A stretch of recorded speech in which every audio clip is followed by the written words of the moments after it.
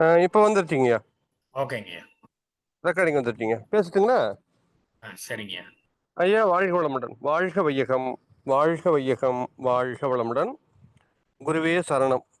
இந்த இனிமையான மாலை பொழுதிலே அறிவியல் அரங்கம் நிகழ்ச்சியிலே முத்தாய்ப்பாக நமது மதிப்பிற்குரிய பேராசிரியர் வாசுதேவன் ஐயா அவர்கள் ஒரு சிறந்த விளக்கங்களை தர இருக்கின்றார்கள்.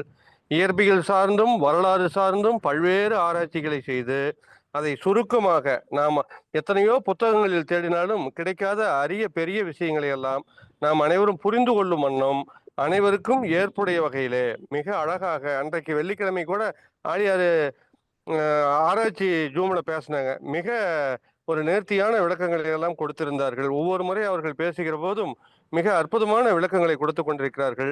அவர்களை அறிவியல் அரங்கத்தின் சார்பிலும் மற்றும் இங்கு வருகை புரிந்திருக்கின்ற அனைத்து அன்புள்ளங்கள் சார்பிலும் உள்ளன்போடு வாழ்த்தி வணங்கி வரவேற்பதிலே மற்றற்ற மகிழ்ச்சி அடைகின்றோம்.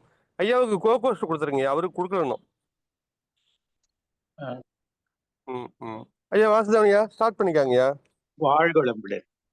கேக்குதாங்க? கேக்குதுங்க, நல்லா கேக்குது.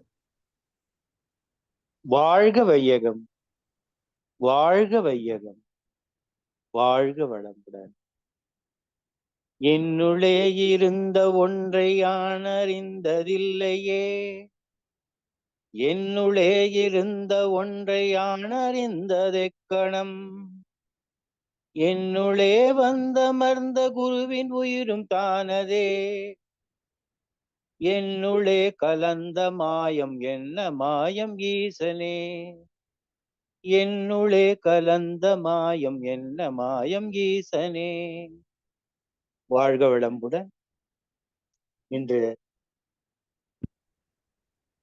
இந்த வாய்ப்பை நல்கிய மாணிக்க வாசகம் ஐயா அவர்களுக்கும், வழிநடத்தும் குரு ஐயா, ஜெயபால் ஐயா, பழனிசாமி ஐயா ஆகியோருக்கும், சிறந்த வழிகாட்டுதலோடு முன்னெடுத்து செல்லும் தியாகராஜன் ஐயா, சிவபிரகாசம் ஐயா மற்றும் சிந்தனை செம்மல்களான உடன் பயனாளிகளுக்கும் என் நன்றி கலந்த வணக்கத்தை தெரிவித்துக் கொண்டு இந்த உரையை துவக்குகிறேன்.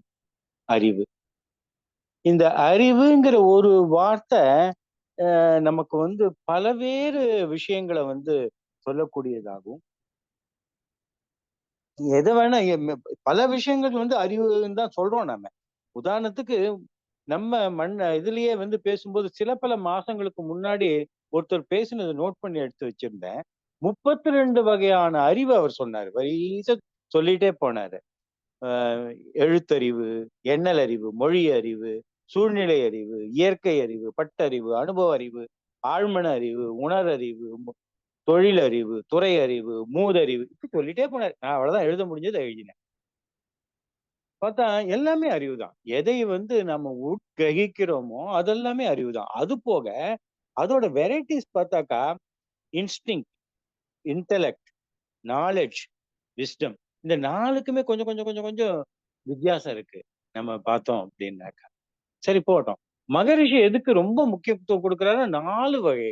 அது எழுத்தறிவு. எழுத்தறிவுனாக்கா எண்ணல் அறிவு, எழுத்தறிவு ரெண்டும் சேர்ந்த அடிப்படையான அறிவு, தொழிலறிவு, இயற்கை தத்துவம் அறிவு, அப்புறம் ஒழுக்க பழக்கங்கள் பற்றிய உணரறிவு. இது 4ம் ஒவ்வொரு மனிதருக்கும் ரொம்ப ரொம்ப ரொம்ப ரொம்ப ரொம்ப தேவை அப்படின்னு சொல்லிட்டு மகரிஷி சொல்றாரு. இதுல மகரிஷியோட அந்த கவிதை புக்ல ஞானக்களஞ்சியத்துல பார்த்தா நிறைய அறிவை பத்தி கவிதைகள் எழுதியிருக்கு. அதுல முக்கியமா அந்த ஆல்மோஸ்ட் என்ன சொல்றது, அப்சல்யூட் கான்சியஸ்னஸ் அப்படிங்கறத பத்தி என்ன கவிதை ரொம்ப க்ளோஸா இருக்குன்னு பார்த்தா இது ஒன்னாதான் இருக்கு. அது என்னன்னா, அறிவேதான் நான் என்று ஐயமின்றி தேர்ந்தால் அதுவேதான் படர்க்கையிலே அலைமனம் என்றறிவோம். அறிவதனின் இருப்பிடமோ அடுத்த மறைபொருளாம். அதிநுண்ணிய பரம அணு அதன் மையம் ஆகும். அறிவுக்கு மூலநிலை அகன்ற இறைவெளியே. அதனை வான்காந்தம் என்றும், அப்பாலுக்கு அப்பால் அறிவேதான் தெய்வம் என்ற அகன்ற பரம்பொருளாம். அறிவறிந்தால் அனைத்தறிவோம், அகம் தெய்வம் தானாம் அப்படின்னு சொல்லிட்டு எழுதியிருக்காரு. ரொம்ப அற்புதமான இந்த கவிதை. இந்த அறிவு அறிவுன்னு சொல்ல போகும்போது பொதுவாவே நமக்கு வந்து ஒரு கன்ஃபியூஷன் வருது டக்குன்னு. ஏன்னா நமக்கு வந்து தமிழ்ல வந்து அந்த அறிவுங்கிற வார்த்தையை நம்ம அதிகமா உபயோகப்படுத்துறோம். அதனால அதை டிஃபரன்ஷியேட் பண்ணி காமிக்கிறதுக்காக மகரிஷி என்ன சொல்லியிருக்காரு அப்படின்னாக்கா மெய் அறிவு அப்படின்னு சொல்லிட்டாரு. பாக்கி இருக்கிறதெல்லாம் வேற அறிவு, அறிவு நிலைகள். மெய் அறிவு தான் தெய்வம். மெய் அறிவு அப்படின்னு சொல்லிட்டு அதுக்கு வந்து பிரிச்சு நமக்கு வந்து அடையாளப்படுத்தி காமிச்சிருக்காரு மகரிஷி அப்படின்னு சொல்லி சொல்லணும். சரி, இந்த இதுக்கு வந்து வேற வார்த்தைகள் என்ன இருக்குன்னு பார்த்தா கான்சியஸ்னஸ். இந்த கான்சியஸ்னஸ்ங்கிறது ஓரளவுக்கு க்ளோஸா இருக்கக்கூடிய வார்த்தையா இருக்கு. பிரக்ஞை அதுவும் க்ளோஸா இருக்கு. அந்த பிரக்ஞைங்கிறது வந்து வேற்று மொழி வார்த்தையா இருக்கிறதுனால நம்ம வந்து நாம என்ன எதிர்பார்க்கிறோமோ அந்த வார்த்தை அந்த விஷயத்தோட அந்த அர்த்தத்தோட இந்த பிரக்ஞையை நம்ம சேர்த்திக்கிறோம்.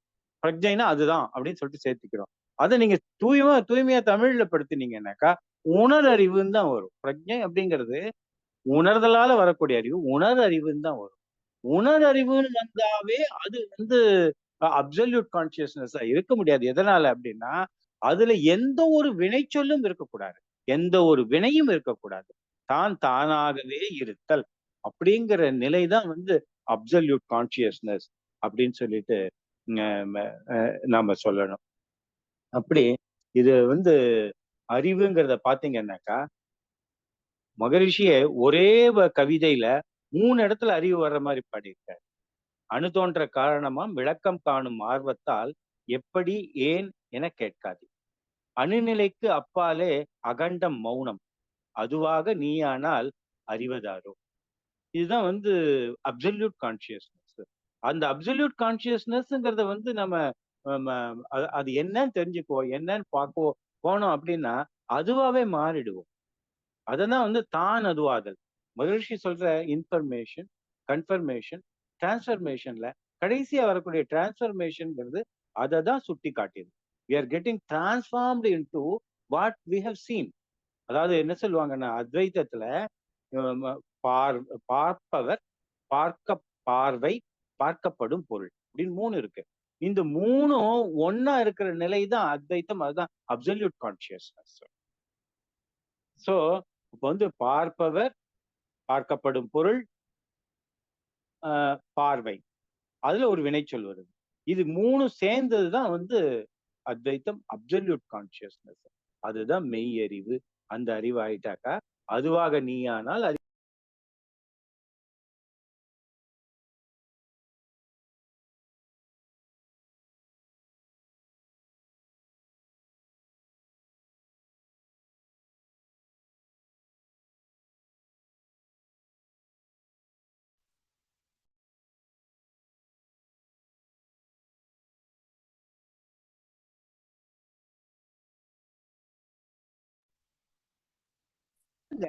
உங்களுக்குள்ளாரே ஐயா கேளுங்க. வாய்ஸ் வரலைங்க, வாய்ஸ் வரல. ஐயா கேக்குதா? இப்ப கேக்குதுங்க, இப்ப கேக்குது. அதான் நீங்க கேட்டுட்டே போங்க. நீங்க யாரு, நீங்க யாரு, நான் யார், நான் யாருன்னு கேட்டுட்டே போங்க. எண்டுல உங்களுக்கு விட தெரியும். நீங்களா கண்டுபிடிக்கும் போதுதான் அது விட. அதான் ரொம்ப அற்புதமா சொல்லுவாங்க. இது வந்து சாதாரண மனிதர்கள் வந்து அதெல்லாம் சாத்தியமா இதெல்லாம் அப்படின்னு யோசிக்கும் போது நமக்கு விடையா கொடுத்தவர் தான் வந்து மகரிஷி. இதுல வந்து அருணாச்சலத்துல வந்து ஆரம்பித்த கேள்வி ஆழியார்ல விடை கிடைச்சது அப்படின்னு சொல்லுவாங்க நிறைய பேராசிரியர்கள். ரொம்ப அற்புதமான வார்த்தை அப்படின்னு சொல்லணும். அதுக்கு அடுத்தது பாத்தீங்கன்னா அறிவுக்கு பின் அறிவாய் விரிந்த மட்டும் அங்கு அங்கு எப்படி எனலாம் ஏன் என்னாது. எப்படி ஏன்னு 2 கேள்வியில அடுத்த அறிவு நிலை என்னன்னு பாத்தீங்கன்னா முதல் அறிவு நிலை சுத்த வெளியாவே மாறி போய் கரைஞ்சி அது கூடவே நிக்கிறோம். அதான் இது சொல்றாங்களே திருச்செங்கோடு அர்த்தநாரீஸ்வரர். அந்த மாதிரி உமையவள் வந்து பரமசிவனோட கலந்து போய் தன்னை தெரிஞ்சுக்கிட்டா. யார் உமையவள்? நாம தான் உமையவள். நமக்கான நம்முடைய ரெப்ரசன்டேஷன் தான் உமையவள் சக்தி. அப்ப அதுக்கு அடுத்த நிலை என்னன்னு பாத்தீங்கன்னா அறிவுக்கு பின், அதாவது அந்த கலந்து போய் ஒன்னா நிக்கிற அறிவுக்கு பின் அறிவாய் விரிந்த மட்டும் அங்கு எப்படி எனலாம் ஏன் என்னாதே. அது என்னங்க இது அறிவாய் விரிந்த மட்டும் அப்படின்னாக்கா நாம சாதாரண இதுல வந்து எல்லை கட்டிய மனநிலையிலையும் எல்லை கட்டிய அறிவு நிலையிலையும் உழன்றுகிட்டும் சுழன்றுகிட்டும் இருக்கும். புற புலன் வழியா என்னென்ன கிடைக்குதோ அந்த அறிவுகளை ஈர்த்துக்கிட்டு இருக்கும். தொழில் அறிவு, பணம் சம்பாதிக்கிறது, இன்ப சுகம் எல்லாமே இந்த புலன்கள் அந்த சத்துக்குள்ளார அடக்கமா இருக்கு. அப்புறம் கண்ணுக்கு தெரிந்த புலனுக்கு தெரிந்த ஒன்றை பத்தி மட்டும்தான் யோசிக்கிறோம். இதை தாண்டி நாம தியானத்துல நம்முடைய இதுல மேல விரிந்து விரிந்து விரிந்து போகிறோமே, துரியாதீதத்தை நோக்கி, அந்த லெவல்ல அறிவாய் விரிந்து மட்டும் அங்கு எப்படி எண்ணலாம்? எப்படி இதெல்லாம் வந்துச்சு அப்படின்னாக்கா சுத்த வெளியில இருந்து எப்படி எண்ணலாம்? ஏன் எண்ணாதீர்? ஏன் ஏன் எண்ணாதீர் அப்படிங்கிறதுக்கு என்ன மெயின்? அந்த ஏனுக்கு அவ்வளவு இது அப்படின்னாக்கா, முதல் நிலையிலையும் ஏன்னு சொல்ல முடியாது, 2வது நிலையிலும் ஏன்கிற கேள்வி கேட்க முடியாது. அது என்ன அந்த ஏன்கிற கேள்விக்கு அவ்வளவு அப்படின்னாக்கா, நம்ம அடிப்படையில பல பல விஷயங்களை நம்ம ஆராய்ச்சி பண்ணலாம். இதையே எடுத்துக்கிட்டீங்க அப்படின்னாக்கா, சுத்த வெளியா அப்படின்னா வரிசை கேள்வி கேட்டு கேள்வி கேட்டு என்ன அப்படின்னு சொல்லிட்டு பார்க்கலாம். கான்சியஸ்னஸ் அப்படின்னாக்கா அப்படின்னா அது எதனால் ஆனது? அதாவது அதன் இருப்பை உணர்வது எப்படி? உணரறிவு என்றால் உணர்ந்த அறிவு. ஆக அது ஒரு வினைச்சொல் ஆகிறது. இப்படி ஒவ்வொரு விஷயத்துக்குமே கேள்வி கேட்கலாம்.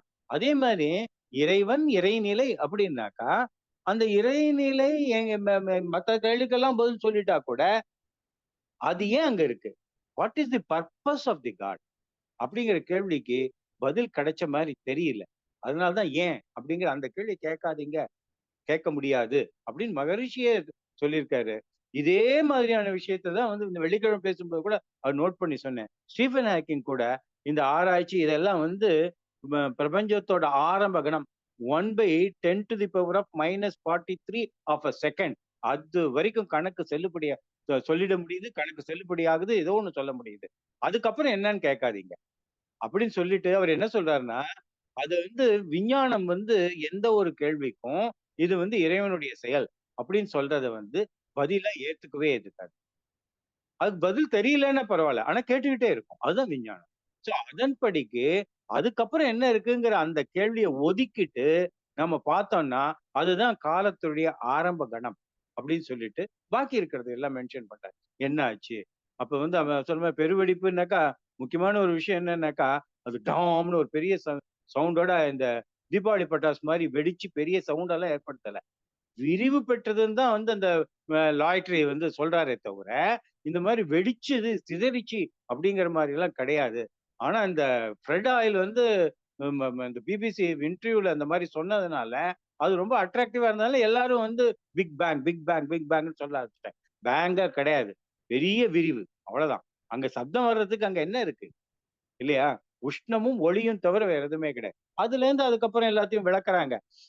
அதுலயும் சந்தேகமும் கேள்வியும் இருக்கு. சோ அப்படி பார்த்தாக்கா இந்த இத அந்த அறிவு அப்படிங்கிறது அதுக்கு அடுத்த நிலை அறிவு. அணுவியக்கம் பயனாகும் அறிவுக்கு பின் ஆவதெல்லாம் எப்படி ஏன் என்னலாகும். ஒன்ஸ் விண்ணுங்கிற தோற்றம் வந்துருச்சு அப்படின்னாக்கா அதுல இருந்து நம்ம கேள்வி கேட்கலாம். எப்படி ஏன் அப்படிங்கிற கேள்வி எல்லாம் கேட்கலாம். ஏன் இது இதாச்சு அப்படின்னாக்கா அடுத்த பரிணாம வளர்ச்சியில இது விண் கூடி ஹைட்ரஜன் ஆச்சு, ஹைட்ரஜன் கூடி ஹீலியம் ஆச்சு. இதெல்லாம் விளக்கம் கேட்க முடியுது. ஏன்னு கேட்கலாம், எப்படின்னும் கேட்கலாம். எப்படி நம்ம ஐயா ரொம்ப அற்புதமா சொன்னாரு. யாரு நம்ம இவரு அப் குவார்க் டவுன் குவார்க் ஆகுது. டவுன் குவார்க் ஆன உடனே அதனுடைய வெயிட் மாறி நியூட்ரான் ஆகுது அப்படின்னு ஒரு அற்புதமான விளக்கம் கொடுத்தாரு பாருங்க. ஆனா அந்த விளக்கத்துல சில முரண்பாடுகள் இருந்துட்டா கூட அவர் கொடுத்த விளக்கம் எல்லாம் சரி. அதுல ஒன்றும் அப் குவார்க் டவுன் குவார்க் ஆகுது அப்படிங்கறதெல்லாம் ரொம்ப சரி. அதெல்லாம் டவுட்டே கிடையாது. ஆனா ஏன் ஆகுதுங்கிற போதுதான் கொஞ்சம் முரண் வருதே தவிர மத்தபடி அந்த விளக்கம் எல்லாம் பாருங்க எவ்வளவு அற்புதமா, எது கேட்டாலும் அதுக்கு விளக்கம் கிடைக்குது இல்ல. எப்படிங்கன்னு சொல்ல முடியும், ஏன்னு சொல்ல முடியும் அப்படிங்கிற அறிவு. அப்ப இந்த இந்த ஒரு பாடல்லயே 3 அறிவு நிலை. எல்லாத்துக்கும் ஏதாவது வித்தியாசம் காமிச்சிருக்காரா? ஒண்ணுமே கிடையாது. எல்லாம் அறிவு அறிவு அறிவு அறிவு தான் எழுதியிருக்காரு மகரிஷி. சோ அதனால இந்த அறிவை நம்ம கொஞ்சம் அதனுடைய நம்ம அறிவியல் அரங்கத்திலேயே நம்ம பழனிசாமி சொன்ன மாதிரி வார்த்தைகள்ல குழப்பம் இருக்கலாம். எதுல வேணா ஒருத்தர் புரிஞ்சுக்கிற அளவுல இது இது இவரு நம்ம பழனிசாமி ஐயா சொன்ன உடனே நான் படிச்ச ஒரு நாவல் தான் ஞாபகம். கேன் அண்ட் ஏபிள் அப்படின்னு சொல்லிட்டு ஒரு நாவல். அது வந்து எழுதினது யாருன்னா, பேரு ரொம்ப நல்ல பேராச்சே, ஞாபகம் வர மாட்டேங்குது. பிரிட்டிஷ் வைஸ் பிரசிடென்ட் பிரைம் மினிஸ்டரா இருந்தாரு. அவர் எழுதின கதை தான் நம்ம இந்த அண்ணாமலைன்னு எடுத்தால அந்த படம் அந்த கதையை பேஸ் பண்ணி தான் எடுத்தது. அந்த மாதிரி அந்த கதையில வந்து அவன் என்ன பண்ணுவான்னா, பெரிய பணக்காரன் ஆயிடுவான். இப்ப வேற லண்டன்ல போய் ஸ்டே பண்ணுவான். லண்டன்ல இருந்து அமெரிக்காவுக்கு ஃபோன் பண்ணுவான். அவன் வந்து அப்ப அந்த காலத்துல எல்லாம் இதுதானே இருந்தது. Trunk booking. ட்ரங்க் புக்கிங் பண்ணின பிறகு அந்த ரிசப்ஷனிஸ்ட் வந்து ஃபோன் எடுத்து இவன் கிட்ட கேட்பா, sir are you through the line அப்படிம்பாரு. உடனே அவனுக்கு கோவம் வந்துடும். You have just now put me in to the call and you are asking me have I been to through the line you are asking அப்படின்னா, இவரை பொறுத்த வரைக்கும் through the line அப்படின்னா முடிஞ்சு போச்சுன்னு அர்த்தம். அந்த இவரை பொறுத்த வரைக்கும் அதே த்ரூ தி லைன் அப்படின்னாக்கா, நீங்க லைன்ல இருக்கீங்களா, லைன் கனெக்ட் ஆயிடுச்சான்னு அர்த்தம். லண்டன்ல அந்த த்ரூவுக்கு கனெக்ட் ஆயிடுச்சான்னு அர்த்தம். அமெரிக்கால அந்த த்ரூவுக்கு முடிஞ்சாச்சா, பேசி முடிச்சாச்சா அப்படின்னு அர்த்தம். இப்படி இருக்கும்போது வார்த்தைகள் வந்து ஒவ்வொரு நாம எடுத்துக்கிறது தான். வார்த்தைகள் வந்து எப்படி நம்ம அர்த்தம் புரிஞ்சுக்கிறோமோ, அந்தந்த இடத்துல, அந்தந்த காலத்துக்கு, அந்தந்த இதுக்கு தகுந்த மாதிரி என்ன அர்த்தம் இருக்கோ, அத எடுத்துக்கிறோம். அதனால அந்த அது என்ன சொல்லுது, அது என்ன இயக்கத்த பாரு, பேர பார்க்காதீங்கன்னாரு. ரொம்ப அற்புதமா நம்ம பழனிசாமி ஐயா. அந்த மாதிரி இதுக்கு எந்த அர்த்தத்த என்ன இதுக்கு என்ன பேர் குடுக்கறது, என்ன பேர் நம்ம வந்து மனசுல வாங்கிக்கிறது என்ன அப்படின்னு பார்த்தாக்கா, கான்ஷியஸ்ன்னு சொல்றோம்னு வச்சுக்கங்க. கான்ஷியஸ்னா என்ன? அது எதனால ஆனது? அதாவது அதனுடைய இருப்பை எப்படி உணர்வது? உணரறிவு என்றால் உணர்ந்த அறிவு. ஆக அது ஒரு வினைச்சொல் சார்ந்ததாகுது. வேண்டாம். உணரறிவு வேண்டாம். உணரறிவுக்கு மேல குணம்னு ஒண்ணு இருக்கு. குணம் என்றால் இருப்பிடம் வேண்டும். அதாவது அதை தாங்கும் பொருள் வேண்டும். இப்ப திருப்பி வருவோம். எந்த ஒரு இதுவானாலும் சரி, நீங்க பார்த்தீங்கன்னா, எல்லாத்துக்குமே வந்து ஒரு தாங்கும் பொருள், தங்கும் பொருள், காரணம் அப்படிங்கிற 3 இருக்கணும். உதாரணத்துக்கு நம்ம உடம்புல இருக்கக்கூடிய மூலகங்கள், அணுக்கள் சேர்ந்த மூலகங்கள். அது வந்து தாங்கும் பொருள் அப்படின்னா, அதுல தங்கும் பொருள் எது அப்படின்னு பார்த்தா செல்கள். மூலகங்களால் ஆனது செல்கள். அந்த செல்களுடைய எதுக்காக இருக்கு? அது காரணம் என்ன? அப்படின்னாக்கா, அது உடல் உறுப்புகள். செல்களால் ஆனது உடல் உறுப்புகள். செல்கள் தான் வந்து தங்கும் காரணம் காரணப் பொருளான உடலுக்கு செல்கள் தான் வந்து தங்கும் பொருட்கள். அதே மாதிரி உடல் உறுப்புகள் எடுத்துக்கிட்டீங்கன்னா, மண்டலங்கள்ங்கிறது வந்து தங்கும் பொருளாகும். உடல்ங்கிறது காரணப் பொருள். உடல் அப்படிங்கிற காரணத்துக்காக இந்த மண்டலங்கள் இந்த உடல் உறுப்புகளால தாங்கப்படுகிறது.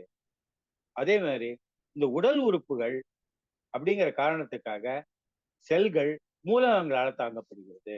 இப்படியே சொல்லலாம். அதே மாதிரி இந்த இறைவெளி இருக்கு இல்லையா, இறை துகள்கள் நிறைந்த இறைவெளி, அது அது தாங்குவது விண். விண்ணின் கூட்டான பேரணு. விண்ணின் கூட்டான பேரணுவை தாங்குவதற்காக விண் இருக்கு. விண் தான் வந்து தங்கும் பொருள், காரிய பொருள் அப்படின்னு சொல்லலாம். அதுக்கு ஆதாரமா இருக்கக்கூடியது இறை துகள்கள் நிரம்பிய இறைவெளி அப்படின்னு சொல்லலாம். அதனால இது எல்லாமே ஒண்ணுக்கொண்ணு இருக்கணும். அப்படின்னா நாம ஒரு செயல் செய்யறதா வச்சுப்போம். அந்த செயல் வந்து அதுக்கு ஒரு மூலம் இருக்கும். செயலுக்கு முன்னாடி என்ன இருந்தது அப்படின்னாக்கா, செயலுக்கு முன்னாடி வந்து சொல் இருந்தது. எண்ணம், சொல், செயல்கிறோம். சொல் இருந்தது. அப்ப எந்த ஒரு காரியத்தையும் நம்ம சொல்லிட்டு தான் செய்யறோமா? நமக்கு ஒரு பேப்பர் எடுக்கிறோம்னா, பேப்பர் எடுக்கிறேன் அப்படின்னு தான் சொல்றோம். கிடையாது. ஆனா, அது சொல்லாக மலர்ச்சி பெற்றுதான் தீரும். அததான் மைண்ட் வாய்ஸ்ங்கிறோம். அந்த மைண்ட் வாய்ஸோட வேகம் அதிகமா இருக்கிறதுனால, அத நாம இப்ப எழுத்துக்கூட்டி படிக்கிற மாரி படிக்கிறது இல்ல. அந்த சொல் வருது மைண்ட் வாய்ஸ் அது. அந்த மைண்ட் வாய்ஸ்க்கு எது பேஸா இருக்கு அப்படின்னா எண்ணம். அந்த எண்ணத்துக்கு எதுங்க பேஸா இருக்கு?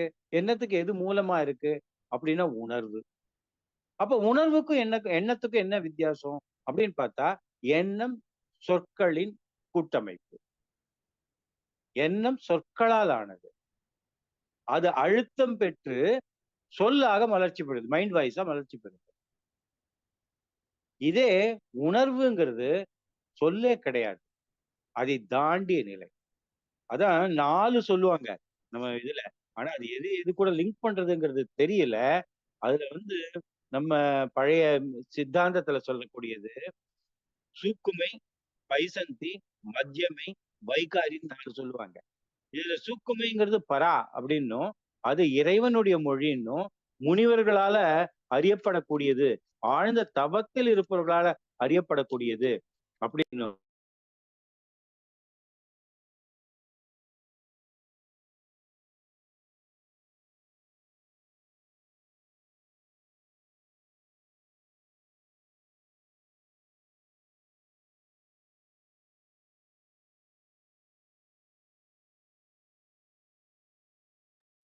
ஐயா மியூட்ல போயிடுச்சு மைக் ஆன் பண்ணுங்க. கேக்குதா? ஹலோ, இப்ப கேக்குதா? கேக்குதுங்க, இப்ப கேக்குது. உணர்வுக்கும் ஒரு மூலம் இருக்கா அப்படின்னா இருக்கு. ஏன்னா உணர்வுங்கிறது கூட உணர்வு அறிவுன்னு சொல்லும்போது நம்ம முன்னாடியே பார்த்த மாதிரி உணர்தல்ங்கிற ஒரு இது வந்துருது, வினைச்சொல் வந்துருது. அந்த வினைச்சொல்லும் இருக்கக்கூடாது. Absolute consciousness is absolute. அதனால அதுக்கு மேல என்ன இருக்கு அப்படின்னா குணம். அந்த குணத்தை கொஞ்சம் பொருத்தி பார்க்கலாம். குணம் அப்படிங்கிறது எந்த ஒரு இதுவுமே கிடையாது. அதாவது செயல்பாடுகளும் மற்றது. இந்த உணர்வுங்கிறது எண்ணம்ங்கிறத தூண்டி விடக்கூடியது. எந்த உணர்வு இருக்கோ அந்த உணர்வோட அடிப்படையில தான் எண்ணங்கள் எழுது. இன்னைக்கு ரொம்ப ஹாப்பி மூட்ல இருக்கேன், ரொம்ப சந்தோஷமான உணர்வு நிலையில இருக்கேன்னா எல்லா எண்ணங்களும் சந்தோஷமான எண்ணங்களாவே வெளியே வரும். இத அவரு பகவத் மிஷன்ல அவர் பகவத் ஐயா ரொம்ப அற்புதமா சொல்லுவாரு. நீங்க ஏன் கவலைப்படுறீங்க, ஏன் கவலையை வளர்த்துக்கிறீங்க அப்படின்னு. கவலையை வளர்த்துக்கிறதுன்னா என்ன அப்படின்னா, நீங்க வீட்டுல வாசப்படியில உட்கார்ந்துட்டு இருக்கீங்க, ரோட்ல நிறைய பேர் போறாங்க. அந்த மாதிரி உங்க மனசுல இருந்தும் எண்ணற்ற எண்ணங்கள் போகும். கிட்டத்தட்ட 80,000 தாட்ஸ் வருதாம் ஒரு நாளைக்கு. என்னங்க 80,000 தானா அப்படின்னா அப்படி இல்ல. ஒவ்வொன்னும் ஒவ்வொரு முடிச்சு, ஒவ்வொன்னும் ஒவ்வொரு சார்ந்த ஒரு துக்கம், சந்தோஷம், கோபம், இந்த மாதிரி பல விஷயங்களுடைய கலவை. இது இத்தனை பெர்சன்டேஜ், இத்தனை பெர்சன்டேஜ், இத்தனை பெர்சன்டேஜ் அப்படிதான் வரும். அதுல யாராவது ஒருத்தர் வெளியே போயிட்டு இருக்க ஒருத்தர், ரோட்ல போயிட்டு இருக்க ஒருத்தர ஐயா சௌக்கியமா அப்படின்னா அவர் நம்ம வீட்டுக்குள்ளார வருவார். அந்த மாதிரி அது பாட்டு எண்ணங்கள் போயிட்டே இருக்கும். ஃப்ளோ வித் ஃப்ளோன்னு அதை விட்டுட்டாக்கா தீர்ந்து போச்சு. அதை விட்டுட்டு நமக்கு துக்ககரமான வருத்தத்தக்க ஒரு விஷயத்த நம்ம அது டச் பண்ணோம்னா உடனே ஓப்பன் ஆகும். அது ஓப்பன் ஆகி வேற யார் மேலேயாவது கம்ப்ளைண்ட் சொல்லும், அவன் அன்னைக்கு பண்ணிட்டான் பாரு, எப்படி ஒரு தப்பு அப்படின்னு சொல்லிட்டு வளர்ந்துகிட்டே போகும். வளரும் வளரும் வளரும். இவன் மட்டுமா பண்ணா, அவன் பண்ணான், அவன் மட்டுமா பண்ண, இப்படி வளர்ந்துகிட்டே போகும். ஏன் அதை பண்றீங்க அப்படின்னு கேட்பாரு. அந்த மாதிரி இந்த உணர்வுக்கு அந்த அடிப்படையான ஒரு விஷயம் இருக்கு. ஆனா குணம் அப்படியும் கிடையாது. செயலற்றதாக இருக்கக்கூடியது குணம்.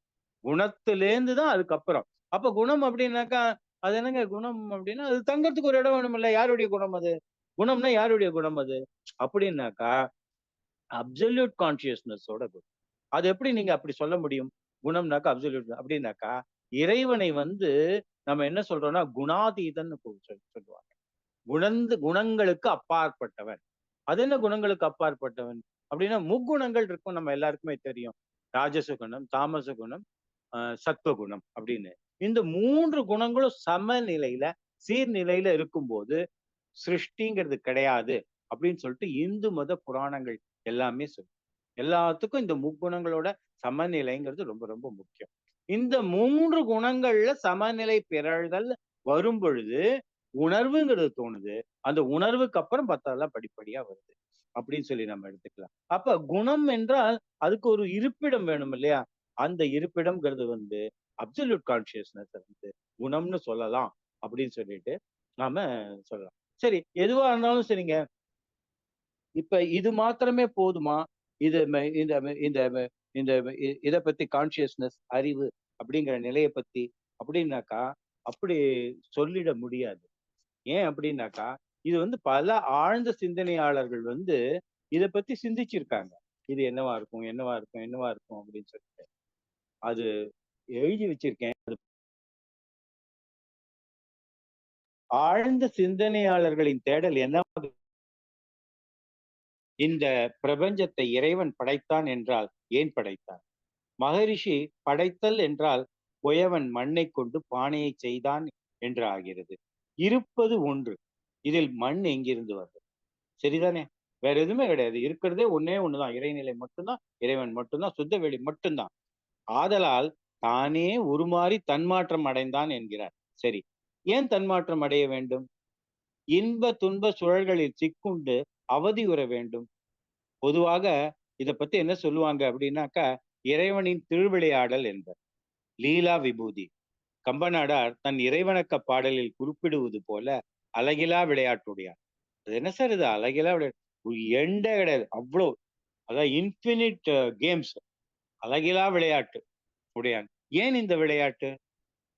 இயக்கம் இல்லாதது, இயக்கம் இல்லாதது இல்லாததற்கு சமம். இயக்கம் என்றால் இயங்குவதற்கு ஒரு தளம் வேண்டும். தன் சுய உணர்வை தாண்டிய ஒன்று இருக்க வேண்டும். மகான் ஆதிசங்கரர் அவரது பாடலில் கூறுவது போல, பார்ப்பவர் இல்லையேல் ஆகாயம் நீல நிறமாக இருக்குமா என்கிறார். பொதுவா நாம நிறைய இந்த லெக்சர்ஸோ இதை பத்தி விளக்கம் கொடுக்கும் போதும் என்ன சொல்றோம் அப்படின்னா, ஏன் தன்மாற்றம் அடைந்து இது பண்ணதுன்னா, தன்னைத்தானே ரசிப்பதற்காக. இந்த வார்த்தை எல்லாரும் பொதுவா எல்லாரும் யூஸ் பண்ணக்கூடிய வார்த்தை. விண்ணுடைய தோற்றம் பற்றி சொல்லும் பொழுது சந்தேகமே இல்லை, தன்னைத்தானே ரசிப்பதற்காக, தானே தன்மாற்றம் அடைந்ததுதான் இந்த பிரபஞ்ச தோற்றம் எல்லாம் அப்படின்னு சொல்லணும். ஈவன் ஒரு சின்ன சென்டென்ஸா இருந்தா கூட, even if it is a simple sentence, it should have subject, verb and object. இந்த 3 இருந்தாதான் ஒரு சென்டென்ஸே. அதனால வெறும் சுத்த வெளி மட்டுமே, வெறும் ஒரே ஒரு கான்சியஸ்னஸ் மட்டுமே, வெறும் ஒரு இது மட்டுமே இருக்கு அப்படின்னாக்கா, அது தன்னைத்தானே உணர முடியாது. இதுதான் அடிப்படை. இப்போது நம்மளால அதை பர்சீவ் பண்ணி பார்க்க முடியுமானா ரொம்ப கஷ்டம். ஒரு இருட்டு, ரொம்ப கும்மிருட்டான ஒரு இடத்துல நீங்க பேசுறத கேட்கறதுக்கு யாரும் இல்ல. நீங்க பேசுறத நீங்களே கேட்க முடியாது. இப்படியான ஒரு நிலையில நீங்க இருக்கிறதா வச்சுங்க. அப்ப உங்களுடைய உணர்வை நீங்க எப்படி உணர்வீங்க அப்படின்னாக்கா, நம்ம உடனே என்ன யோசிப்போம் அப்படின்னா, ஒரு கையை இப்படி இப்படி ஆட்டினோம்னா நம்ம கையை அசைறத வச்சு சொல்லிடலாமே அப்படின்னாக்கா, என்ன அர்த்தம் அப்படின்னா, நாம கையை ஆட்டுறோம் அப்படின்னா, அந்த கை நான் அல்ல. அந்த கை எது அப்படின்னாக்கா, நான் என்கிற அறிவு நிலை, சிற்றறிவு நிலை தங்கி இருக்கக்கூடிய உடலின் ஒரு பகுதி. அது வேற நான் வேறையா இருக்கிறதுனால, அது கையாட்டின உடனே எனக்கு நான் இருக்கேன் அப்படிங்கறத உணர முடியும். ஒருவேளை நாமாகிய உணரறிவு நாம் வேறு உடல் வேறு அல்ல. நம்ம யோசிக்கிறோம் இல்ல, நான் இது இல்ல அது இல்லைன்னு ஒன்னொன்னா இது பண்ணிட்டு வரும்போது, எல்லாமுமா இருக்கக்கூடியதுதான் நான் அப்படிங்கிற அறிவு நிலையில வந்தாச்சு அப்படின்னா, விரிந்துபட்ட நிலை அடைந்தால் நாம் சுத்த வெளி ஆகி விடுவோம். யோசித்து பார்த்தால் இருத்தல் என்பதே இருமைதான். இருமைதான் அப்படின்னா 2 இருக்கணும்னா எப்படி 2 இருக்க முடியும்? அதனால்தான் தன்னைத்தானே பின்னப்படுத்தி கொண்டது அப்சல்யூட் கான்சியஸ்னஸ் அப்படின்னு சொல்லணும். இப்ப இந்த இடத்துல ரொம்ப முக்கியமான ஒரு விஷயத்த சொல்லணும். அதுக்கு முன்னாடி இதை முடிச்சிடலாம். வேறு கோணத்தில் பார்க்கலாம். பொழுது போக ஏதோ ஒரு விளையாட்டு விளையாட முற்படுகிறீர்கள் என்றால், விளையாட்டு பொருள் வேண்டும். எதிர்வினையாற்ற வேறு உணர் அறிவு அல்லது வேறு நபர் வேண்டும்.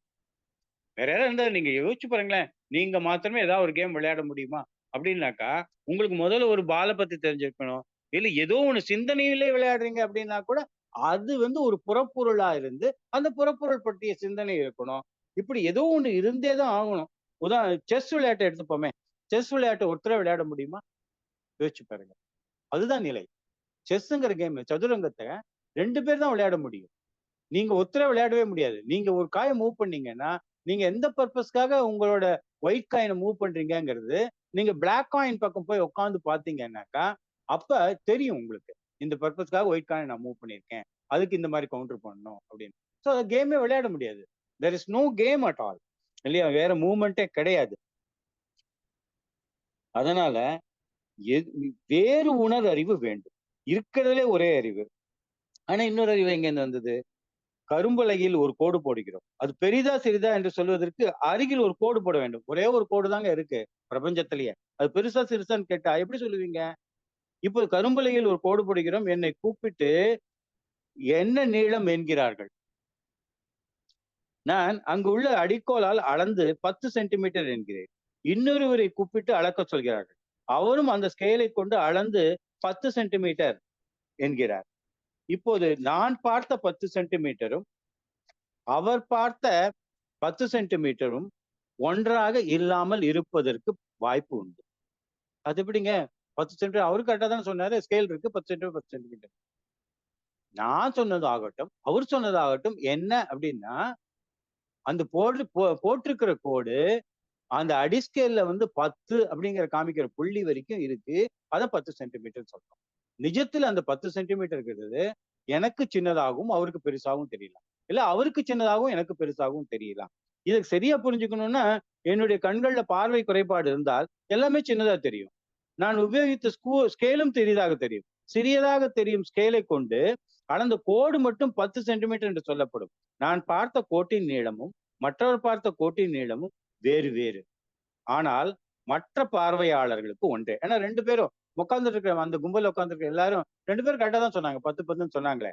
அப்படின்னாக்கா, அதே போல அந்த ஸ்கேலை சார்ந்து 2ம் ஒன்று. பார்வையாளர்களுக்கு எப்படியோ அதே மாரி அந்த ஸ்கேல வச்சு அளக்கும்போது அந்த ஸ்கேல் 10 சென்டிமீட்டர். ஒரே ஸ்கேலா இருந்துட்டா கூட. அதனால வந்து ஐன்ஸ்டீன் வந்து எல்லாமே சார்பானதுன்னாரு. சார்பு இல்லாம எதுவுமே கிடையாது அப்படிங்கிறது அவருடைய சார்பியல் கோட்பாடோட அடிப்படை. இது சம்பிரதாயமான சிந்தனையை மாற்றி அமைக்க ஒரு கோட்பாடு. ஏதுமில்லாத பிரபஞ்சத்தில் பொருளோ, ஆற்றலோ, அறிவோ, உணரறிவோ ஒன்று மட்டும் இருந்தால் அது இருத்தல் ஆகாது. இல்லாததற்கு சமம். இது விஞ்ஞான ரீதியான ஒரு கோட்பாடு. 2 இருந்தால் அவை ஒரே தன்மை உடையதாயின் அதுவும் இல்லாததே. ஆகாயத்துல 2 இருக்க முடியுமா? கடல்ல 2 இருக்க முடியுமா? எல்லாமே தண்ணி தான். கடல்ல 2 இருக்க முடியுமா? நாம தான் நில அளவைகளை வச்சு அதுக்கு ஒரு பேர் கொடுக்கிறோம். அதெல்லாம் விட்டுருங்க. 1 - 1 = 0 அப்படிங்கிற விடைய குறிக்கிறதுக்கு 0 என எழுதும்போது, ஒரு 0 எழுதினாலும் 2 0 எழுதினாலும் 0 தானே? 0 தானே? இரண்டும் இருவேறு தன்மையுடன் இருந்தால் ஒன்றை ஒன்று நீக்கிவிடும். 2ம் ஆப்போசிட்டா இருந்தா ஒண்ண கேன்சல் பண்ணிடும். இரண்டும் இருவேறு தன்மைகளுடன் ஆற்றல் அளவில் சிறிதும் பெரிதுமாயின் பெரிது மட்டுமே மிஞ்சும். ஆக இருவேறாக இருந்தாலும் ஒன்றினுக்கு ஒன்று ஆதாரமாகவும் பெரியது சிறியதற்கு ஆதூரமாகவும் இருத்தல் வேண்டும். அதுவே அவனில் தான் நீ உன்னில் அவன். அவன் யார் நீ யார் பிரிவேது. ஸோ இன்டர் டிபெண்டன்ஸ் அப்படிங்கிறது அங்க வரணும். அப்படின்னாக்கா இந்த பிரம்மாண்டமான அப்சல்யூட் கான்சியஸ்னஸ் தன்னைத்தானே பின்னப்படுத்தி கொண்டு சிற்றறிவாக பரிணமித்தது அப்படிங்கிறத நாம ஏத்துக்கணும். அப்ப சிற்றறிவா பரிணமித்தது என்னங்க வருது அப்படின்னாக்கா, மகரிஷி சொல்லியிருக்காரு.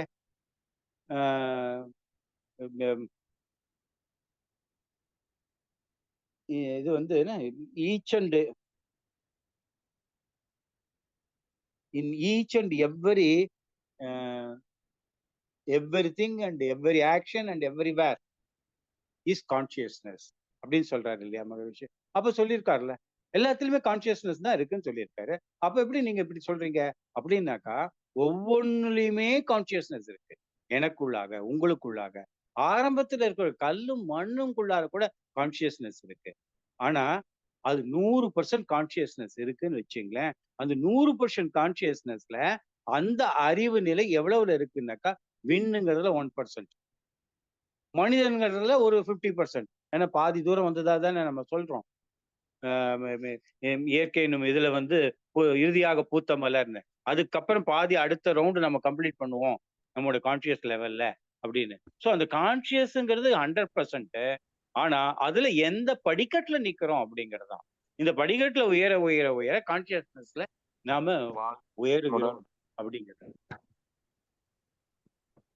வாழ்க வளமுடன். குறைஞ்சது 40 நிமிஷம் 30 நிமிஷம் தான்டா. 30 நிமிஷம் டைமிங்க. சரிங்க, நான் நிறுத்திக்கிறேன்.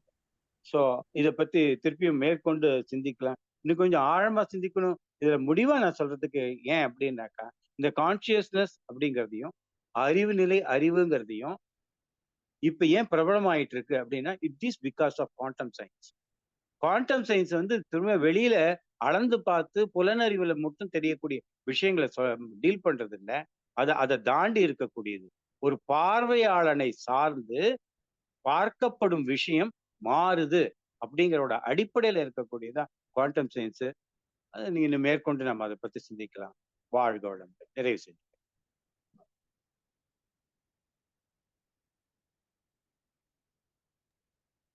ஐயா வாழ்க வளமுடன். மாணிக்கவாசகம் ஐயா.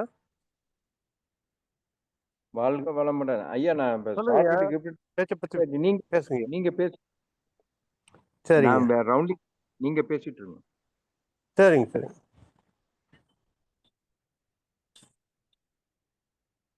ஐயா வாழ்க வளமுடன். வாழ்க வளமுடன் சொல்லுங்க.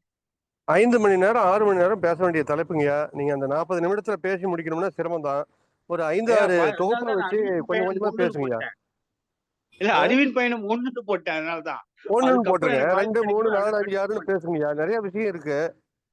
ஆமா ஆமா. இதை தொடர்ந்து நிறைய நீங்க பேச வேண்டியிருக்கு. தொடர வேண்டியும் பயணம் தொடர்கிறது. ஆமாங்க. அடுத்ததாக நமது மதிப்புமிக்க பேராசிரியர் குரு ஐயா அவர்களை கேட்போம். ஐயா குரு ஐயா.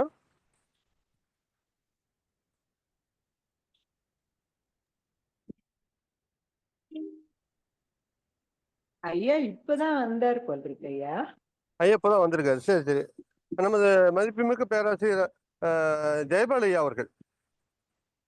ஐயா ஜெயபால் ஐயா. சரிங்க சரி.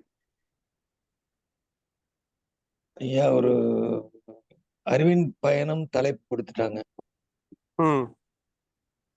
பயணம்னா ஒரு ஸ்டார்டிங் பாயிண்ட் இருக்கணும், எண்டு பாயிண்ட் இருக்கணும். நிச்சயமா இருக்கணும். அவருக்கு என்ன பண்ணா களைச்சு நிறைய தகவல் கொடுக்கிறார். ஆமா, ஏராளமான தகவல்கள். ஆனா ஒரு தகவல் இன்னொரு தகவலோட பொருந்தி போக மாட்டேங்குது. ஆமா. அல்லது ஒரு வீடை கட்டிட்டு இடிச்சு பயணத்துல பல கோணங்களா இருக்குது. ஆமா, ஒரு வீடு கட்டி இந்த மாதிரி இந்த கோணத்துல வருவாங்க, இப்படி போக அதை இடிச்சிட்டு மறுபடியும் வேற ஒரு வீடு கட்டுறாரு. கண்டிப்பாங்க ஐயா. ஐயா வாசுதேவன் ஐயா நோட் பண்ணிக்காங்க. தகவல் ஏராளமான தகவல் இருக்கு. ஆனா அது ஒருங்கிணைச்சு நம்ம என்ன கொண்டு வரோம், என்ன கொடுக்க போறோம். அப்ப அறிவின் பயணம் 1 அப்படிங்கிறதுக்கு ஒரு சார்ட் அவுட் பண்ணிருக்கணும். ஆமா, சார்ட் அவுட் பண்ணிருக்கணும். ஏன்னா நீங்க சொல்ல மாதிரி 3 நாள் 3 மணி நேரம் 4 மணி நேரம் அப்படி வந்தனா அறிவின் பயணம் ஸ்டார்ட் முதல் பயணத்துல அது என்ன ஆயிருக்கு அப்படின்னு வந்திருக்கு. இந்த விஷயத்தை மாத்திரம் தான் இதுல கொடுக்க போறோம் அப்படிங்கறத சார்ட் அவுட் பண்ணி வந்தா சிறப்பா இருந்திருக்கும். அதனுடைய துவக்கம் பஸ் ஸ்டாண்ட்ல விட்டு கிளம்புங்க, அப்புறம் தானே பயணம் ஸ்டார்ட் ஆகும். பஸ் ஸ்டாண்ட் விட்டே கிளம்பல, முதல்ல அது பஸ் என்ன அப்படிங்கறத பத்தி தான் பாத்து சொல்லி இருக்கேங்கய்யா. அது ஒவ்வொருத்தருக்கும் ஒவ்வொரு கோணம் இருக்குங்கிறதுனால எல்லாத்தையும் புட்டப் பண்ணிருக்கு, அவ்வளவுதான். பட் நீங்க சொல்றது கரெக்ட், ஒருவேளை குழப்பமா இருக்கலாம். நீங்க இல்ல நீ இப்ப குழப்பிடுறீங்க. நீங்க குழப்பமா இருக்குன்னு நினைச்சிட்டு நீங்க கொடுத்த தகவல் எல்லாமே யாருனாலும் கேளுங்க, எனக்கே அப்படிதான் பட்டது. அப்படியே ஏற்றுக்கொள்ள முடியலைங்க, நிறைய ஓவர்லோடா இருக்கு. பட்டது அப்படியே சொல்றேன், அவ்வளவுதான். ஏன்னா எடுத்து 32 அறிவுன்னு ஆரம்பிச்சாரு. ஸ்டார்டிங்கே அப்படிதான் வந்தாரு. 32 அறிவின் பயணம் சொன்னா பயணம் எங்க துவங்குது? அறிவுன்னு நம்ம எதை எடுத்துக்கிறோம்? மூலத்தை எடுத்துக்கிறோமா, பின்னத்தை எடுத்துக்கிறோமா? மாத்தி மாத்தி சொல்லும் பொழுது அவர் என்ன எங்க துவங்குறாரு, எங்க முடிக்கிறாரு? இப்ப நமக்கு இயற்கை ஒழுக்க பழக்கம் இந்த மாதிரி எல்லாமே கலந்து ஒவ்வொன்னா சொல்ல என்னன்னா, அதனாலதான் டைம் அதிகமாகுது. எந்த கோணத்துல வரணும் விஷயம் அவர்கிட்ட இல்லாத விஷயம் இல்ல, ஏராளமான விஷயங்க. ஆமா, நிறைய வச்சிருக்காரு. ஆனா இந்த டைமுக்குள்ள இதை கொண்டாந்து இவ்வளவுதான் கொடுக்கணும் என்கிற நிலை அவர்கிட்ட இல்ல. அது அவர் மாற்றி அமைக்கணும். அறிவின் பயணம் 1னா இந்த கண்டென்ட்டோட நிறுத்திக்க போறேன் அப்படிங்கறது அவர் பிரேம் பண்ணிருக்கணும். இதுன்னு இல்ல, எதுவா இருந்தாலும் அவருடைய வியூல அவர் அடிச்சே பேசலாம், தப்பே கிடையாது. ஆனா அது ஒண்ணு கொண்டு இப்ப நீங்க ஆரம்பிக்கிறது இப்ப சிற்றறிவு அப்படின்னு சொன்னார் இல்லையா? அப்ப பேரறிவுல ஒண்ணு எங்க ஆரம்பிச்சு சிற்றறிவுக்கு எப்படி வந்தது? சிற்றறிவு எப்படி எண்ணமா மாறுது? சிற்றறிவு எப்படி உணர்வா மாறுது? சிற்றறிவு எப்படி சொல்லா மாறுது அல்லது செயலா மாறுது? எப்படி கொடுத்தாங்கன்னா நமக்கு கோஆர்டினேட் பண்ணி கேட்கறவங்களுக்கு கோஆர்டினேட் பண்ணிட்டு கொஞ்சம் நல்லா லோட் ஆகும், உள்ள போய் நிக்கும். அவரு கெப்பாசிட்டிக்கு ஏராளமா வச்சிருக்காருங்க. கண்டிப்பாங்க அது மறுக்கவே முடியாது. நமக்கு ஃபீட் பண்ணி ஆகணும், எல்லாருக்கும் எல்லாம் தெரியாது. அவர் என்ன கோணத்தை சொல்லாரோ அதே கோணத்துல கொஞ்சம் கொஞ்சமா அது விரிவுபடுத்திட்டே ஹைலைட் ஒண்ணு பண்ணணும். இந்த இடத்துல இதை சொல்ல ஆரம்பிச்சேன், இது வந்திருக்கு, இதெல்லாம் சேர்ந்து இதுவாக இருக்கிறது அப்படின்னு ஹைலைட் கொடுக்கணும். அதனால என்னன்னா நிறைய மெசேஜ் நிறைய இருக்கு. அறிவின் பயணம் 2ல இந்த மாற்றம் இருக்கும்னு நான் எதிர்பார்க்கிறேன் ஐயா கிட்ட. இல்ல எதிர்பார்க்கறேன். இதுல இல்ல, ஒவ்வொரு இல்ல, தடவைக்கும் அவர் சொல்றது பேசும்பொழுது எனக்கு புரியுது. இல்ல அது ஜெயபாலையா அப்ப ம். என்ன சொல்ல வராரு அப்படிங்கிறது எனக்கு புரியுது.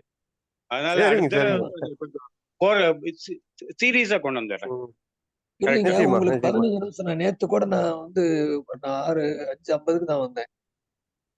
உங்களுக்கு குடுக்கப்பட்ட டைம் 1 மணி நேரம் தான். நீங்க 6:30 வரைக்குமே எடுத்துட்டீங்க. ஆமா, கேள்வி பதில் வெள்ளிக்கிழமையும் அப்படிதான் கொஞ்சம் லாங் டைம் தான் பேசிட்டாரு. ஆமா. கேள்வி பதிலுக்கு டைம் அந்த குடுக்கல. நேர மேலாண்மையை வந்து நாம கொஞ்சம் ரொம்ப முக்கியமா பாத்துக்கணுங்கய்யா. அது அது ஒண்ணுங்க. ஏன்னா 2வது மனவளக்கலை பேராசிரியர்னாவே அந்த நேர மேலாண்மை தான் ரொம்ப முக்கியமானது. இல்ல அவரால அது நிறுத்த கருத்துக்கள் கொஞ்சம் முடியல. விடுபட்டு அவர் போயிடலாம், தப்பு வரும்பொழுது இல்ல. இல்ல அவருக்குள்ள ஒரு இது குறைன்னே சொல்லுவேன்.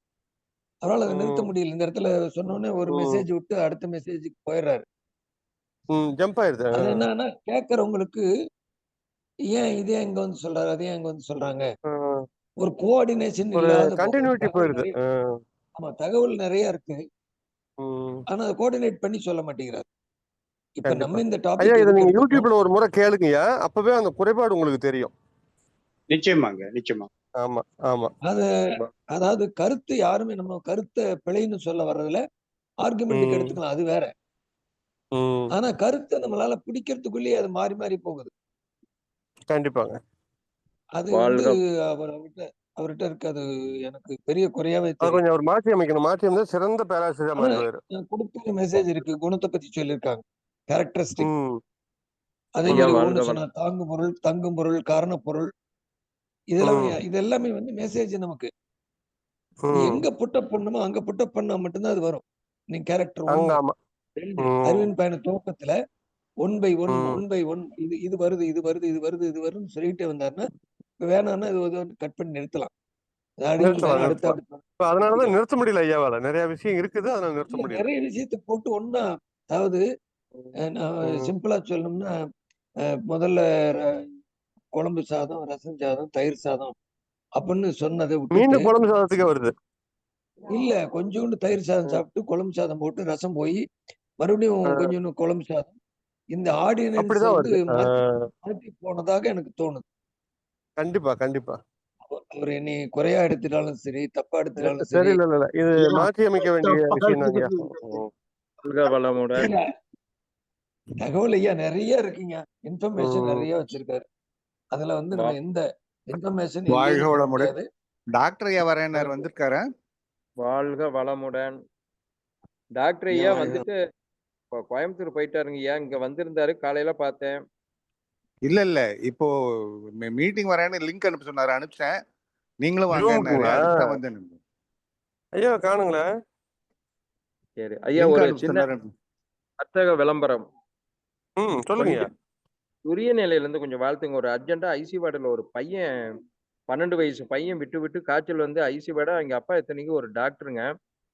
ஓ! கானாடு காத்தான் ஆ காரைக்குடிக்கு பக்கத்துல அந்த ஊர் சொந்த ஊரு. ம், ம், சாய் ம், அந்த அந்த பையனுடைய படத்த அறிவியல் அரங்கத்துல போட்டிருக்கிறேன். அப்படியே துரிய ம். நிலையிலிருந்து சாய் கிஷோர் அவர்கள் வாழ்க வளமுடன். வாழ்க அவர்களுடைய வாழ்க வாழ்க வளமுடன். வாழ்க வளமுடன். வளம். அனைவரும் வாழ்த்துங்க. வாழ்க வளமுடன். வாழ்க வளமுடன். வாழ்க வளமுடன். டாக்டர் ஐயா வாழ்க கூப்பிட்டாரு, கூப்பிட்டு லிங்க் அனுப்புங்க, நான் மீட்டிங் வரேன், நீங்களும் வாங்கன்னாரு. சரி, அதுதான் வந்தேன் நான். வந்திருக்காரு அவரு? இல்ல ஐயா வரலைங்க வரலீங்க. வரலைங்க. டாக்டர் ஐயா வரல. சரி. ஐயா ஸ்பீச் கேட்டீங்களா? நம்ம ஐயா வாசையா ஸ்பீச் ஐயா கேட்டீங்களா? வாழ்க வளமுடன். ஐயா ஒரே ஒரு மெசேஜ் மட்டும் சொல்லிடுறேன் ஐயா. சொல்லுங்கம்மா.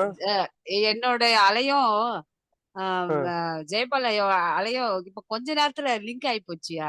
என்னன்னா சரி நான் என்ன ரைட்டு. நினைச்சேன்னா, அ வாசுதேவ ஐயா வந்து விதவிதமா சமைக்கிறாரு. ஆனா ம், பரிமாறும்போது எப்படி இத பரிமாறணும், அத பரிமாறணும்னு தெரியாம பரிமாறுறாரு. ம், நினைச்ச அடுத்த செகண்ட் ஐயா ம், சொல்றாருயா. அத வந்து பதிவு ம். பண்றேன். சரிங்க. ஐயா நல்லா இனிமேலு ஃபர்ஸ்ட்டு உப்பு வச்சு, அப்புறம் பொரியல் வச்சு, அது மாரி பண்ண வச்சிரலாம் விடுங்க. சரி பண்ணிரலாம். பண்ணிடலாங்கய்யா, அப்படியே அது பண்ணிடலாம். அவ்வளவுதான். வாசுதேவன் ஐயா, அ சாரி எனக்கு வேற வழி தெரியல. எனக்கு போட்டு இல்ல, இல்ல. ஐயா உடைச்சுட்டீங்க. நீங்க கரெக்ட்டா சொல்றீங்க. அது ஐயா வந்து தப்பா எடுத்துக்க மாட்டாரு. நிச்சயமா அத வந்து ஐயா, ஏத்துக்கிட்டு, அவ்வளவுதான். நல்லா அற்புதமா பேச போறாரு. ஜெயபால் ஐயா சொல்றது எப்படி தப்பா எடுத்துப்போம்? ஆ அப்படி இல்லைங்க. எடுத்துக்க மாட்டாரு. இல்ல நீங்க நிறைய சொல்லுங்கய்யா, தகவல் சில வச்சிருக்கீங்க. விஷயங்கள் அவர்கிட்ட சொல்லுங்க. இருக்க அது பெரிய குறையாவே இருக்குது. இந்த இடத்துல 5 நிமிஷம்னா 5 நிமிஷத்துக்கு என்னவோ அதை மட்டுமே நீங்க அப்படியே அப்படியே மைண்ட்ல ம். கொண்டு வரணும். நீங்க இடையில இடையில அந்த டிவியேட் ஆகி டைம் மேனேஜ்மெண்ட்ல ரொம்ப நம்ம கரெக்டா இருக்கணுங்கய்யா. அது டிவியேட் ஆகி எங்கேயோ போய் சொல்ல வந்த விஷயத்தை விட்டுறீங்க. இது உங்ககிட்ட ம். ஒரு மைனஸ். நீ தகவல் களஞ்சியம் நீங்க இது முதல் எனக்கு சான்ஸ் என்சைக்ளோபீடியா. கிடைச்ச போது கிளீனா எழுதி வச்சுட்டு படிச்சுட்டேன் அந்த ம். காலம்ங்கிறத பத்தி. அதனால அதுல குழப்பமோ அதுல இந்த மாதிரி முன்ன பின்ன போறதோ கிடையாது. இது அப்படியே படிச்சு இல்லைங்க, சிந்திச்சு நீங்க ஒரு படிச்சு சிந்திச்சு வச்சுட்டு இருந்ததுனால அந்த குழப்பம். ஒரு அடுத்த சிக்னல் தடவைல இருந்து வருதுன்னா அதே நீங்க மாதிரி அந்த பண்ணும். டைமிங்க மென்ஷன் பண்ணிக்கங்க. அதுக்குள்ள பேசி ஒரு ட்ரையல் பாத்துருங்க. அப்பதான் உங்களுக்கு அது கரெக்டா வரும். இல்லைங்க, இல்லைங்க, அது அதான் உங்களுக்கு எழுதி தேவை. வச்சுட்டு ஆ, அப்புறம் படிக்கணும். ஆ, சும்மா குறிப்பு வச்சு ஆ, பேசும்போது இங்கேயும் அங்கேயும் ஆ. டிஸ்டார்ட் ஆயிடுது. ரொம்ப சரிங்க, ரொம்ப இல்ல சரி. இல்ல இல்ல, குறிப்பு நீங்க வச்சே பேசுனீங்கன்னா கூட இந்த டைம் அந்த 7:30 அந்த டைம் முடிச்சிடணும். ம். அது நம்ம ஒரு தகவல் சிஸ்டத்துக்கு வந்தா களஞ்சியத்தை எடுத்து வந்துருங்கய்யா. படிச்சா எப்படி இருக்குமோ அந்த மாதிரி ஆயிடுதுங்க. ம். என்சைக்ளோபீடியா படிச்சீங்கன்னா எப்படி இருக்கும், ஒரு கதை புத்தகம் படிச்சீங்கன்னா கோஆர்டினேட் பண்ணிக்கிட்டே வரலாம். டாக்டர் ஐயா வந்திருக்கிறாங்க. ம், ஐயா ம். வாழ்க வளமுடன்.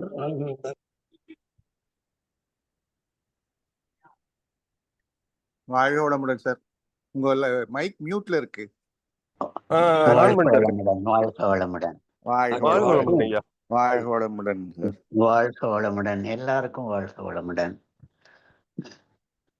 ஐயா, கான்ஷியஸ்னஸ் கான்ஃபரன்ஸ், வேர்ல்டு கான்ஃபரன்ஸ் ஒன்று அரேஞ்ச் பண்ணுறதை பற்றி எல்லாருக்கும் சொல்லணும்னு நினச்சேன். எல்லாருக்கும் தெரியும் அல்லவா? ஆமா டாக்டர். சரி சரி, அதுதான். அதுக்கு யார் என்ன சஜஷன்ஸ் கொடுக்குறீங்க? All R invited. மிக அற்புதமான விஷயம் சார். சந்தோஷம். ஆனா ரொம்ப என்ன லேட்டா வந்து சொல்றேன். இல்ல, இது மகரிஷியுடைய வாழ்நாள் லட்சியம், உங்களுடைய வாழ்நாள் கனவு திட்டம் இல்லையா? இது ரொம்ப ஆமாங்க அற்புதமா ஆமாங்க. நடக்கும். ஏன்னா இது உலகத்தோட தேவைங்க சார். உலகத்தோட தேவை. இப்ப இந்த அறிவை கடைசியா சொன்ன விஞ்ஞானத்துக்கு வார்த்தையை தான் நான் அண்டர்லைன் பண்ணிக்கணும் போல் இருக்குது. உலகத்தோட தேவை அப்படிங்கிறது. ஆமா. இது நானும் உலக சமுதாய சேவா சங்கத்துல சேர்ந்து R&D இயக்குனர் ஆகி இது நாள் வரைக்கும் நிறைய ப்ரப்போசல்ஸ் நம்ம தலைவர்கிட்ட சொல்லியிருக்கேன். ஒன்ன கூட அவர் சரி அப்படின்னு சொன்னதில்லை. இதுதான் ஃபர்ஸ்ட் ஒன். இந்த வேர்ல்டு கான்ஃபரன்ஸ் நடத்துறீங்களா, ரொம்ப சந்தோஷம், நடத்துங்கன்னு சொன்னது. இந்த ஒரு ரிசப்ஷன் என்னுடைய ரிக்வெஸ்ட்டுக்கு வந்தது, இதுதான் ஃபர்ஸ்ட் டைம். அதுவே எனக்கு பெரிய வெற்றியா தெரியுது. ஐயா வாழ்க வளமுடன் டாக்டர். வாழ்க வளமுடன் சார். நாங்க அறிவியல் அரங்கத்துல கிட்டத்தட்ட ஒரு 60-75 பேர் ஆக்டிவா இருக்கிறோம். நீங்க தூள் கலப்பலாம் சார். நாங்க எல்லாம் இருக்கிறோம். என்ன செய்யணும்னு சொல்லுங்க, நாங்க செஞ்சு கொடுக்குறோம். இப்போதைக்கு நம்ம ஸ்கை ப்ரொஃபசர்ஸ்ல ஆங்கிலத்துல இதை பத்தி பேசக்கூடியவங்க ஒரு 15 நிமிஷம் யார் அப்படின்னு சொல்லி ஒரு லிஸ்ட் ஒன்று கொடுங்க. நம்ம கான்ஃபரன்ஸ்ல ஒரு 5 செஷன் இருக்குது. டே 1ல 2, டே 2ல 2, டே 3ல 1 செஷன். காலையில மட்டும், மத்தியானம் கான்ஃபரன்ஸ் முடிஞ்சு போகுது. ஸோ 5 செஷன் தான் இருக்குது. அந்த 5 செஷன்ல நமக்கு ஒரு 3 மணி நேரம் ஒவ்வொன்றுக்கும் இருக்குது. ஒரு 1 மணி நேரம் ஒரு ஃபாரின் கெஸ்ட் ஸ்பீக்கர், அவர் உலக புகழ் பெற்றவராக இருக்கிறவரை தேடிட்டு இருக்கிறோம். அவங்க கிடைச்ச உடனே அவங்க இந்த ஒரு 5 செஷன்ல ஒரு டாபிக் ஒன்று அவங்க பேசுவாங்க. அவங்க 1 மணி நேரம் பேசிட்டு போன உடனே நம்ம இந்தியன் பிலாசபர்ஸ் இருக்காங்களே, Brahmakumaris, art of living, Ramakrishna Math, Aurobindo, இந்த மாதிரி அமிர்தானந்தமயி, இந்த மாதிரி எல்லாம் பெரிய ஸ்டால்வர்ட்ஸ் இருக்காங்க. அவங்க ஒரு 15 நிமிஷம் பேசுவாங்க இந்த கான்ஷியஸ்னஸ் பற்றி. அதுக்கப்புறம் நம்ம ப்ரொஃபஸர்ஸ் ஒரு 15 நிமிஷம் தமிழில் சொல்லலாம் அப்படின்னு சொல்லி, அது ஒரு செட், ஒரு 5 ஸ்பீக்கர் வேணும் அதுக்கு. அதுக்கப்புறம் ஒரு 1/2 hour ஒரு இன்டராக்டிவ் செஷனாக போட்டுக்கலாம். ஒரு நாள் வந்து பேனல் டிஸ்கஷனாக வச்சுக்கிறோம். ஸோ இது எல்லாத்துக்கும் பேசுகிறவங்க வேணும். சரிங்களா? கண்டிப்பா சார், கண்டிப்பா நாங்க ரெடி பண்ணி கொடுத்துறோம் சார். ரொம்ப சந்தோஷம். தைரியமா இருக்குது கான்ஃபரன்ஸ் நடத்துறதுக்கு. வாழ்க்கையோட 5 டாபிக்னு சொல்லிடுங்க சார்.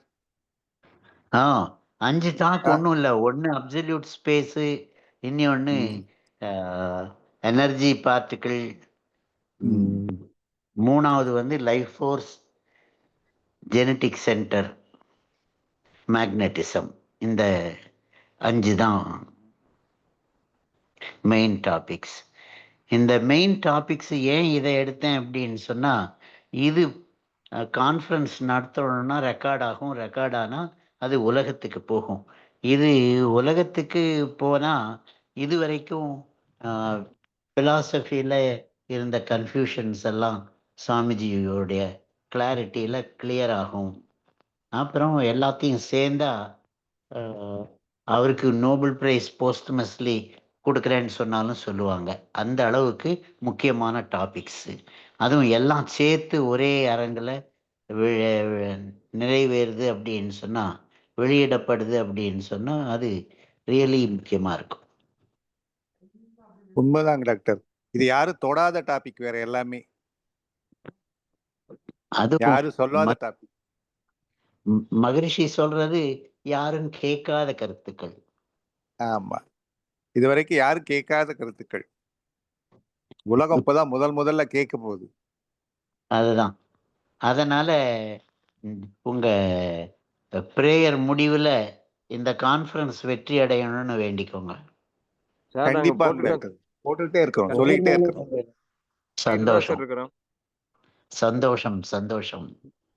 நீங்க எத்தனை பேர் வருவீங்கன்னு எதிர்பார்க்கிறவங்களே 2 மடங்கு இங்க வர்றதுக்குன்னு நாங்க சங்கல்பம் பண்றோம் சார். 100 பேர்னா 200 பேர். நீங்க 200 பேர் வேணும்னா 400, நீங்க 400னா 800 பேர் சார். அதுக்கு நாங்க சங்கல்பம் பண்ணிக்கிட்டே இருக்கிறோம் சார். இது எல்லாத்தையும் விட நீங்க சந்தோஷப்படுற மாதிரி என்ன அப்படின்னு சொன்னா, கான்ஃபரன்ஸ் வந்து ஜூலை ஆகஸ்ட்ல நடக்கும். ஆகஸ்ட்ல ஜூலைல நடக்கும் மோஸ்ட்லி. அதுக்கும் ஒரு 6 மாசத்துக்கு முன்னாடி ஜனவரியில இல்லை பிப்ரவரியில், ஜனவரி பூரா ஒரே பண்டிகையா போகுது. அதனால பிப்ரவரியில, அந்த பிப்ரவரியில ஆழியார்ல இதே தலைப்புகள்ல ஒரு 2 நாள் கருத்தரங்கு தமிழ்ல நடக்குது. Very good sir. ரொம்ப ரொம்ப நன்றிங்க சார். இது அறிவியல் அரங்கத்துக்கு வந்ததுனால ஸ்பெஷலா அதுக்குன்னு தயாரிச்ச ஒரு இது அடிஷ்னல் ப்ரீ கான்ஃபரன்ஸ் செஷன் ஒன்று. நிறைய பேர் நம்ம அன்பர்கள் ஆங்கிலத்தில் பேசினா அவ்வளவு ரசிக்க முடியறதில்ல. அதனால அவங்களுக்காக தமிழ்லேயே ஒரு 2 நாள் செஷன் பூரா போட்டுடலான்னு. அற்புதங்க டாக்டர். ரொம்ப ரொம்ப நன்றிங்க சார். வாழ்க வளமுடன் சார். ரொம்ப ரொம்ப நன்றிங்க. வாழ்க வளமுடன். நல்லதுங்க ஐயா. வாழ்க வளமுடன். உங்க நேரமும் டாக்டர் சார், நவம்பர் டிசம்பர் அப்படி வைக்க முடியாதா சார் நம்ம கான்ஃபரன்ஸ்? நம்ம கான்ஃபரன்ஸ் ஏகப்பட்ட சார். ஒரு வருஷம் இருக்குங்க ஐயா. அதுல இந்த டாபிக் தமிழ்ல பேசினதை ஆங்கிலம் படுத்தி அதை அந்த ஸ்பீக்கர் செலக்ட் பண்றோமே அவங்களுக்கு அனுப்பிச்சு அவங்களுடைய கருத்தை, மகரிஷியினுடைய கருத்துக்கள் அவங்களுக்கு தெரியாது. உலக புகழ் பெற்றவங்களா இருக்காங்க. ஆனா மகரிஷியினுடைய கருத்துக்களை தெரிஞ்சுக்கிறதுக்கு வாய்ப்பில்லை. அதனால அவங்களுக்கு முதல்லயே இந்த கருத்தை அனுப்பிச்சு அவங்க அதை ஜீரணம் பண்ணி ஒரு ஆர்டிக்கிள் நமக்கு எழுதி கொடுக்க சொல்லி வேண்டிக்கிறோம். அவங்க கொடுத்தாங்க அப்படின்னு சொன்னா அதுல எடிட் பண்ணி அவங்களுக்கு மீண்டும் கொடுத்து அவங்கள பேச சொல்றோம். அந்த அந்த பேச்சை முதல்லயே ஒரு ரிட்டன் ஃபார்ம்ல ரிக்வெஸ்ட் பண்றோம். கொடுத்தீங்க அப்படின்னு சொன்னா எங்க சாவனியர்ல போட்டுடுறோம் அப்படின்னு சொல்லிட்டு அப்படி அனுப்பிச்சு கொடுத்தாங்கன்னா அது சாவனியர்ல போட்டோம்னா அது உலகத்துக்கு போற ஒரு டாக்குமெண்டா இருக்கும். நம்ம ட்ரையல் பிளானா இன்னொன்னு செப்டம்பர் அக்டோபர்ல ஏதோ ஒரு நாள் 2 நாள் ஒரு முயற்சி பண்ணி பாருங்களேன் சார் இந்த ஆண்டுலயே. அது ஆஹ், ரெண்டையும் ரொம்ப தள்ளி போட்டாலும் அதனுடைய இம்பேக்ட் மாறி போயிடும். இப்போ பிப்ரவரியில போட்டா ஜூலைல அந்த சூடு இனியும் இருக்கும் அப்படின்னு சொல்லி நினைக்குது. ஏன் பிப்ரவரியில நடத்துறதுல ஏதாவது கஷ்டமா? இல்ல ரொம்ப லாங் பீரியட் சார். கொஞ்சம் நம்ம கலந்து பேசுறதுக்கு ஏதோ ஒரு நாள் இது நாம ஒரு கான்ஃபரன்ஸ் குரூப் மீட்டிங்னு ஒரு நாள் 2 நாள் இங்க வச்சு பாக்குறது சார். அக்டோபர் அவர் கேக்குறதுங்க சார், கான்ஃபரன்ஸ் மாதிரி ஆ. இல்லாம குரூப் மீட்டிங் மாதிரி டிஸ்கஷன் மாதிரி இந்த மாதிரி எல்லாம் வச்சுக்கலாம்னு கேக்குறாரு செப்டம்பர் அக்டோபர். ஓஎஸ் ஓஎஸ் ஒவ்வொரு டாபிக்குக்கும் ஒவ்வொரு நாள் ஆழியார்லயே வச்சுக்கலாம். அததான் சொல்றாரு அவர். அப்படிதானங்க ஐயா? ஒரு நாள் வச்சு சார் யார் யார் பேச விருப்பப்படுறாங்களோ அவங்கள கருத்தரங்க மாதிரி வச்சு ஆளுக்கு அரை மணி நேரம் இல்ல 20 நிமிஷம் அல்லது 15 நிமிஷம் கொடுத்து ஒரு 20 பேரை செலெக்ஷன் பண்ணி தமிழ்ல பேச வச்சு பாக்குறது சார். அது நம்ம கான்ஃபரன்ஸ்னு இப்போ அஹ், உலக மாநாடுக்கே எல்லாத்தையும் வர சொல்லணும். அது இல்லாம இந்த இன்டர்நேஷனல் தமிழ் சார். நம்ம கான்ஃபரன்ஸ் சார், நம்ம அறிவியல் அரங்க இங்க தமிழ்நாட்டுக்குள்ளார இருக்கிறவங்க இல்ல இந்தியாவில் சார். இன்டர்னல் கான்ஃபரன்ஸ் அது இன்டர்நேஷனல் தமிழ் கான்ஃபரன்ஸ் அவ்வளவுதான். அதனால எத்தனை தடவை கூப்பிடுறது அறிஞர்களை, அதனால ஒரே ஒரு தடவை கூப்பிடுறோம். அவங்கள ஒரு தடவை கூப்பிடுங்க சார். நான் சொல்றது வந்து சார் இப்ப நம்ம ஜூம்ல பேசாம ஆலியார்ல இப்ப போன பிப்ரவரி 24 பிப்ரவரி 27ஆம் தேதி நம்ம பேசின மாதிரி ஒரு நாள் நமக்கு நம்ம தலைவர்கிட்ட பர்மிஷன் வாங்கி என்ன பேசலாம் என்ன செய்யலாம் ப்ரிலிமினரியா என்ன செய்யலாம் ஆளுக்கு ஒரு அரை மணி நேரம் பேச கொடுத்து நல்ல டாபிக் எடுத்து யாரு பேசுறாங்கன்னு டிக் அடிச்சு அவங்கள செலெக்ஷன் பண்ற மாதிரி ஒரு ஒரு இன்டர்வியூ மாதிரி சார், நீட் எக்ஸாம் மாதிரி. ஸோ அந்த வேலையை அறிவியல் அரங்கத்துக்கே கொடுத்துட்றேன். சரி சார் சரி சார். ரைட். தியாகராஜன் ஐயா வந்திருக்காரு, அவரை கேளுங்க. அவரு நிறைய எனக்கு ஐடியாஸ் கொடுத்துட்டு இருக்கிறாரு. அவர் சொல்றபடிதான் நான் கேட்டுட்டு இருக்கிறேன். இல்லைங்க சார், எல்லாத்துக்கும் விருப்பப்படுவாங்க. ஐயா வாழ்க வளமுடன் ஐயா. வாழ்க வளமுடன் ஐயா. ஐயா நாளைக்கு 4 மணிக்கு ஒரு ஜூம் மீட்டிங் இருக்குங்க ஐயா. சௌரியமா உங்களுக்கு? சரிங்க ஐயா. ரைட்டோ, நல்லதுங்க ஐயா. தேங்க்யூ. தேங்க்யூங்க ஐயா. முதல்ல ஒரு சும்மா ஜஸ்ட் ஒரு இன்ஃபர்மேஷன் மாதிரி கொடுத்தாங்க ஐயா. நீங்க அபிஷியலா நீங்க அனௌன்ஸ் பண்ணதுக்கு அப்புறம் நம்ம ஃபுல் ஃபிளட்ஜ்ல இறங்கலான்ட்டு. அதனால இப்ப நீங்க சொல்லிட்டீங்க, நீங்களே உங்க இதுலயே சொல்லிட்டீங்க. இனி முழு வீச்சுல நம்ம அறிவியல் அரங்கம் வந்து அதை நோக்கி பயணம் கொண்டு வருவாங்க ஐயா. வாழ்க வளமுடன். வாழ்க வளமுடன். அறிவியல் அரங்கத்தை தான் ஹெவியா டிபெண்ட் பண்ணிட்டு இருக்கிறேன். வாழ்க வளமுடன் சார். இந்த ஆண்டுக்குள்ள ஒரு நாள் 2 நாள் ஒரு டைம் வாங்கி தலைவர்கிட்ட பர்மிஷன் அறிவியல் அரங்கம் மூலியமா வச்சோம்னா இன்னும் மெம்பர்ஸ் இதுல வந்து கூட மினிமம் 30-40 பேர் கலந்துக்கிறத 100 பேர் கொண்டாந்துடலாம் சார். இப்படி ஒண்ணு நடக்குதுங்கிறது வெகு பேர் தெரியாது சார். அதுக்கு தான் சொல்றேன் சார். ஓகேங்க ஐயா, செய்யலாம் ஐயா. நன்றி சார். வாழ்க வளமுடன். அனைவருக்கும் நன்றி சார். டாக்டர் சார் சொல்லுங்க. முடிச்சுக்கலாங்களா இல்ல என்ன ஏதாவது பேசுறது இருக்குங்க சார்? நான் நீங்க கேட்கறதுக்கு முன்னாடி முடிக்கணுங்கிறதுக்காக தான் முடிச்சேன். Thank you sir. தேங்க்யூ. வாழ்க வளமுடன். அனைவருக்கும் நாளையிலிருந்து சங்கல்பம் சர்வதேச கருத்தரங்கு நம்மளுடைய இன்டர்னல் கருத்தரங்கத்துக்கு நம்ம சங்கல்பம் பண்ணிட்டே இருப்போம். நன்றி. வாழ்க வளமுடன். வாழ்க வளமுடன். வாழ்க வாழ்க வளமுடன் சார், வாழ்க வளமுடன். வாழ்க வளமுடன்.